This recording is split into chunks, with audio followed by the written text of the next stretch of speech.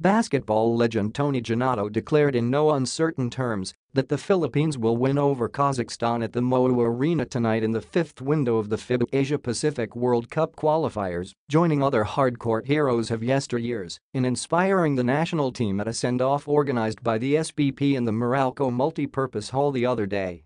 "I disagree when they say you can win, because I say you will win," said Genato, now 89 and a member of the 1954 Philippine team that took the bronze medal in the FIBA World Cup, the highest finish ever by an Asian country, in Rio de Janeiro.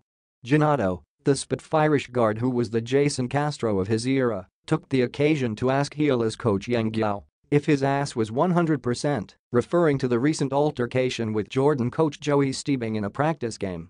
Stiebing confronted Guiao, saying he would take his ass, before backing off and surrendering the contest with 6:26 left and the Philippines on top, 82-73.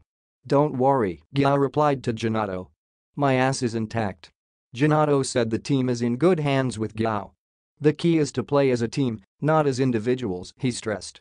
"When we used to play, we went up against bigger and stronger players like 6'9" Clyde Lavalette and 7-foot Bob Kurland of the US. I remember Bill Russell holding up his big hands, saying they were dollars to him."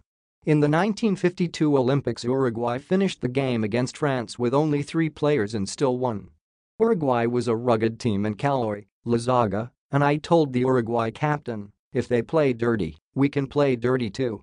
I know the Philippines is under probation by FIBA and teams are out to test us by playing physical.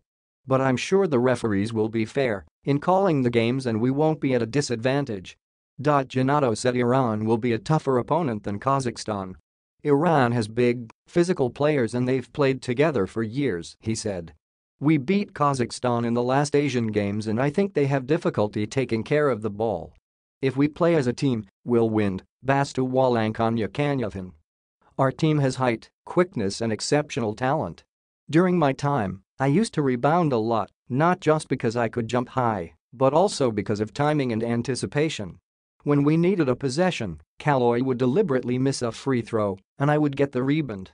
We did things to make the team better, to give us a better chance to win. Guiao paid tribute to the legends who attended the gathering, paying Hechanova, Turo Valenzuela and Robert Jaworski.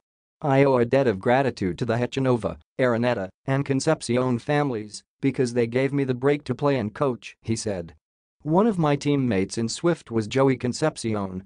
I was later Coach Turo's assistant, and in the PBA, I coached against Sen. Jaworski and even Baby Dalupan. I recall Cheeto Lazaga was on Senator Jaworski's team, while Cheeto's brother Joey was on my team. Guiao said it was special that at the send-off, the past, present and future of Philippine basketball were in attendance. The legends were Genato, Hechanova, Valenzuela, Jaworski, Manny Painter, Mart Sampson, Jimmy Mariano and Ed Roque. The late Caloy Lazaga was represented by his son Cheeto and the late Kurt Bachman by his son Dicky. The PBA players were the present and Richie Rivero stood for the future. Kai Sato, another future star, skipped the event to attend classes